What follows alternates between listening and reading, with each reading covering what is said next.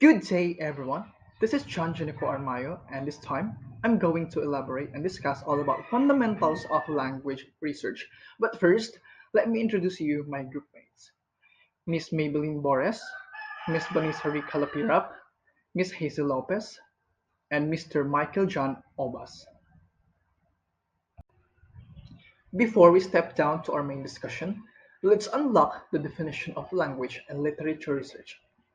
First, what is language and literature research? There are a number of definitions of research. These definitions emphasize the purposes of research, the methods and strategies used, the analysis of data, and the ethics of conducting research. Below are some of the definitions given by the research practitioners themselves. Here are the following. First, it is the utilization of various methods and strategies to gather truthful and accurate information about problems and issues related to language and literature study. Second, it is the carrying out scientific method or analysis. It entails the application of formal, systematic, and intensive processes to yield significant information or data about the research questions and or objectives. The third is the systematic, objective, and literature-based analysis of scientifically recorded data may lead to the development of generalizations, principles, models, theories, and predictions of events. Quantitative research is the process of collecting and analyzing numerical data. It can be used to find patterns and averages, make predictions, test causal relationships, and generalize results to wider population. Quantitative research is the opposite of qualitative research, which involves collecting and analyzing non-numerical data. An example: text, video, or audio.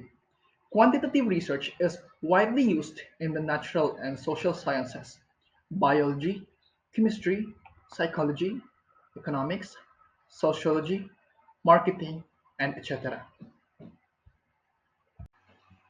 The characteristics of quantitative research contribute to methods that use statistics as the basis for making generalizations about something. These generalizations are constructed from data that is used to find patterns and averages and test causal relationships. To assess in this process, key quantitative research characteristics include the use of measurable variables, standardized research instruments, random sampling of participants, data presentation in tables, graphs, or figures, the use of a repeatable method, the ability to predict outcomes and causal relationships, closed-ended questioning. Each characteristic also discriminates quantitative research from qualitative research, which involves the collecting and analyzing of non-numerical data such as text, video, or audio.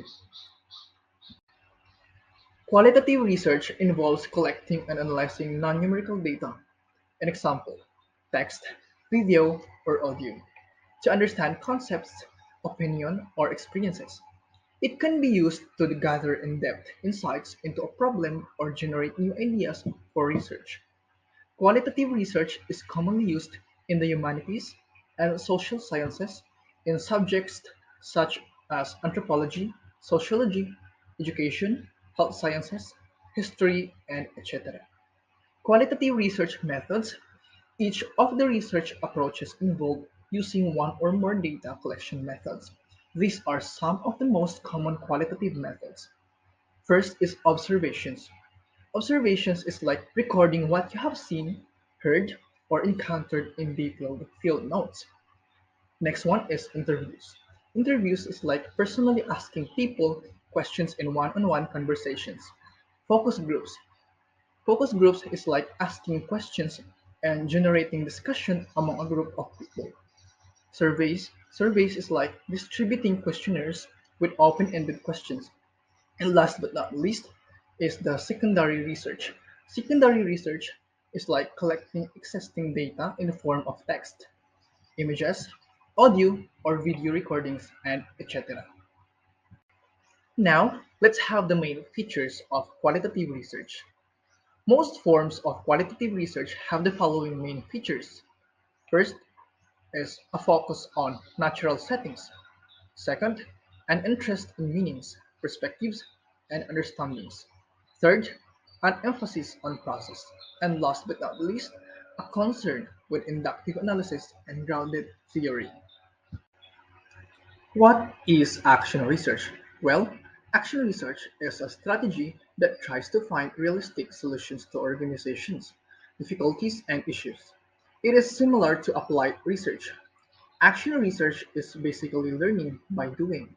First, a problem is identified, then some actions are taken to address it. Then, how well the efforts worked are measured, and if the results are not satisfactory, the steps are applied again. We can say that action research supports practitioners in seeking out ways in which they can provide an enhanced quality of healthcare. With this purpose in mind, the following features of the action research approach are worthy of consideration. Action Now, research is a method what used is action for research? improving practice. Well, It action involves research action, is a strategy evaluation, that and critical reflection, and based on the evidence gathered, changes in now, practice are what then is implemented. action research? Action Well, research is action participative research and is a collaborative. strategy That it is undertaken by individuals with a common purpose. It is now, situation-based and what is action research? context-specific. Well, it Action develops research is a reflection based strategy. on the interpretations made by the participants. Knowledge is created through Now, action and what at is the point of action research? application. Well, Action research action can research is involve a problem strategy solving that if the solution to the problems leads to the improvement of practice. In now, action research, what is findings will action research? emerge as Well, action develops, action but research these are is a not strategy conclusive that or absolute. The parts of a Tanasabi sa research company, report I believe provide life a with the systematic knowledge. presentation of the research questions and the answers to these questions. Tanasabi sa company, I Regardless believe of the life with the variations knowledge. in the parts of a research report, all research reports contain the research Tanasabi sa questions company, I or believe life with objectives, the knowledge. related theoretical and research literature, research findings, and Tanasabi the sa company, I discussion. believe life with the knowledge. Below are the basic contents of a research report. The problem and its setting. That is number one. This section includes the introduction of the study, statement of the problem, scope and the limitation, importance of the study, and the definition of terms.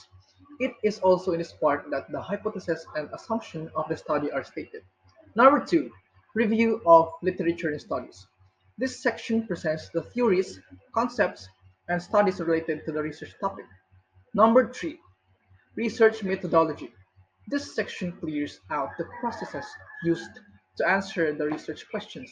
This section also states the research methods and designs sampling, statistical, treatment, procedures, and other related concepts necessary for data gathering. Number four, research findings. This section presents the overview of the statistical procedures or how statistical procedures are used for data analysis, description of results for each hypothesis, question, objective, or purpose. Number five, discussion. This section presents the interpretation and analysis of the results. And last but not least, the summary and recommendations. This section presents the implications of the study and future research. Sources of research problems. The research problems can be gathered from various sources such as number one, research literature. It provides the much needed information to determine what have already been explored in relation to the topic that will be investigated. Number two, theory-based research. This contains the studies in which the existing theories on language and literature were tested. Number three, replicating and extending previous research.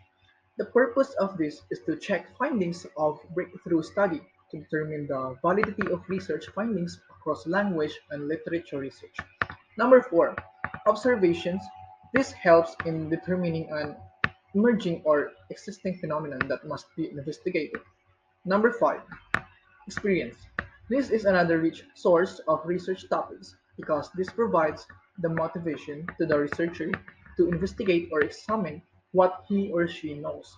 is important in language or literature study. Characteristics of a good research topic. There are several factors to be considered in undertaking a research. Number one, the topic is interesting. It will hold the researcher's interest through the entire research. Number two, the topic is researchable.